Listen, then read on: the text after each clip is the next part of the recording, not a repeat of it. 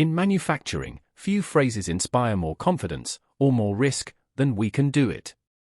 The can-do attitude is woven into the DNA of production teams. It fuels innovation, motivates quick fixes under pressure, and keeps lines running when challenges pile up. Yet when taken too far, it can also quietly breed costly mistakes, burnout, and the illusion of success without sustainable improvement. The positive side: momentum and morale. A strong can-do culture often sets a powerful rhythm inside operations. It builds resilience, speed, and adaptability.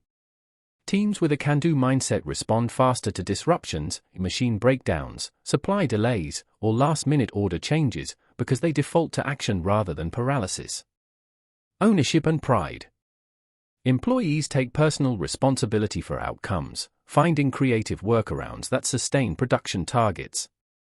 Cohesion under pressure. When everyone believes challenges are surmountable, morale strengthens. The shared belief that we'll find a way becomes a stabilizing force in volatile environments. This culture, when balanced, supports continuous improvement and lean thinking. Small problems are solved quickly. Teams collaborate rather than blame. Production keeps flowing. The hidden cost: defensive routines and silent failures. Chris Argyris, known for his work on organizational learning, warned that well-intentioned behavior can conceal deeper learning barriers. In his terms, a can-do culture can easily slide into a Model I mindset, one where people avoid embarrassment or threat by acting competent at all costs. In manufacturing, this often manifests as problem masking. Operators or managers may patch and move on instead of addressing root causes, fearing lost time or perceived incompetence. Heroic firefighting. Success gets measured by how quickly problems are fixed rather than how effectively systems are improved.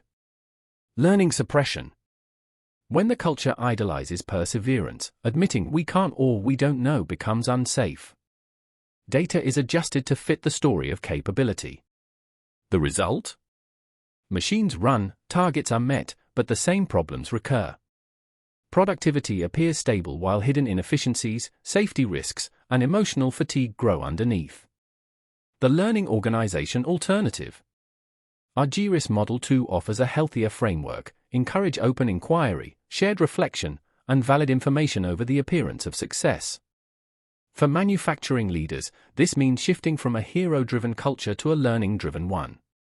Practical moves include: reframing can-do to can-learn.